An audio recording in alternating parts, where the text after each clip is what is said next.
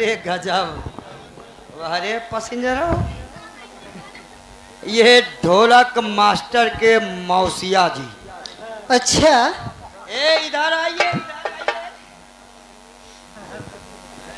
ये तुम्हारे कमर और लपक पे ये 20 रुपए हाथों हाथ स्पेशल दे रहे हैं, लेकिन आपका क्या कहना है? वो साइड में खड़े हुए हैं सामने।